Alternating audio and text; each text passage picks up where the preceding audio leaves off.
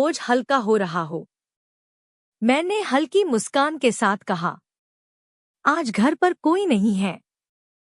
अगर चाहो तो थोड़ा और वक्त मेरे साथ बिता सकते हो। राज ने मेरी बात सुनी और बिना कुछ कहे एक हल्की मुस्कान दी। फिर अचानक, जैसे दिल ने रफ्तार पकड़ ली हो, उन्होंने गाड़ी फुर्ती से मोड़ दी, सीधा मेरे घर की ओर। हवा थोड़ी और तेज चलने लगी थी और हम दोनों की खामोशी में एक अनकही बेसब्री थी। कुछ ही देर में हम घर पहुंच गए। दरवाजा खुला, लेकिन उस घर में अब सिर्फ दीवारें नहीं थी, एक एहसास था जो पहली बार सांस लेने को तैयार था।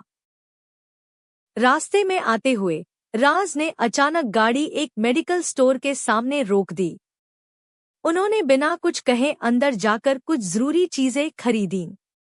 मैंने पूछा नहीं, लेकिन उनके चेहरे पर एक संजीदगी थी, जैसे वो जानते हों कि आज का दिन कुछ अलग होगा और उन्हें हर बात की जिम्मेदारी से निभाना है। राज ने मेडिकल स्टोर से निकलते हुए एक और दुकान पर गाड़ी रोक दी। मैंने हैरानी से पूछा, यहाँ क्यों रुके सर? वो मुस्कराए, बस 2 मिनट। एक चीज बाकी थी। कुछ ही देर में वो एक खूबसूरत बैग लेकर लौटे। उसमें एक बेहद नाजुक और महंगा वन पीस ड्रेस था। उन्होंने मुझे थमाते हुए कहा, कभी कभी खूबसूरती को सिर्फ महसूस ही नहीं, सहेजना भी जरूरी होता है। ये तुम्हारे लिए है। मैं कुछ कह नहीं पाई, सिर्फ नजरों से शुक्रिया अदा किया।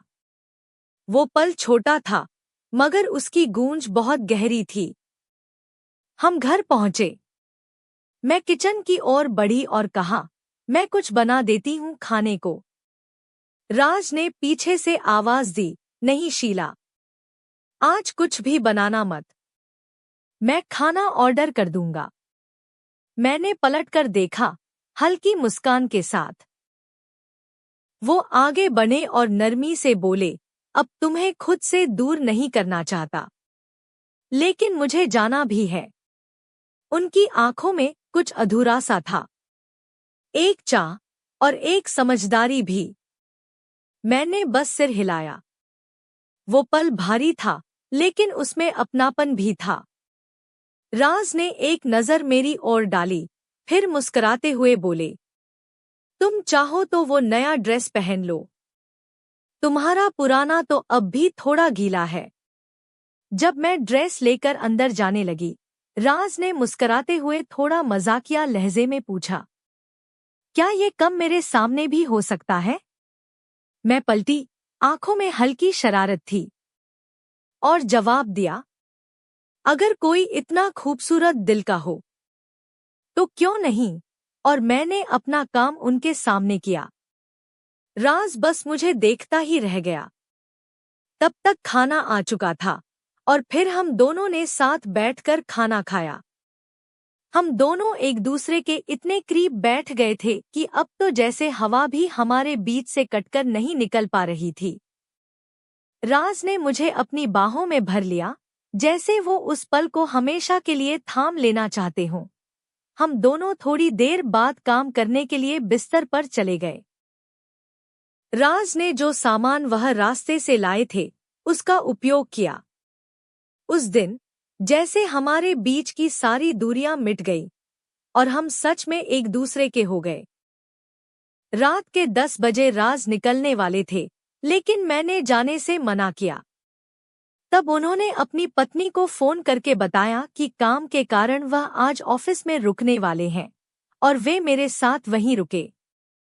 रात की खामोशी में हम दोनों बस एक दूसरे की बातों में खो गए।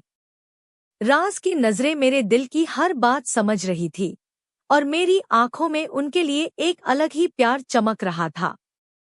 उस पल जैसे समय थम सा गया हो। राज ने धीरे से मेरा हाथ थामा और एक मीठी मुस्कान के साथ कहा, शीला, अब से मैं तुम्हें कभी दूर नहीं जाने दूंगा।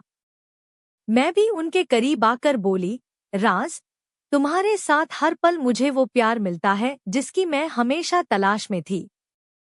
हमारे दिलों ने एक दूसरे को अपनाया और उस रात हमारी कहानी एक नए अध्याय की शुरुआत हुई। अब जब भी सौरभ घर पर नहीं रहते तो राज सीधे ऑफिस से मेरे घर आ जाते और काम का बहाना बनाकर मेरे साथ रुक जाते और मैं अपने अधूरे ख्वाबों को सौरभ के साथ पूरा न कर पाने की कमी राज के साथ पूरा करती। मेरी मजबूरी थी, क्योंकि मेरे अंदर कुछ अधूरी इच्छाएं थी जिन्हें पूरा करना जरूरी था। राज के भी दिल में कुछ खामोश एहसास थे। इसी वजह से हम दोनों एक दूसरे के अकेलेपन के साथी बन गए।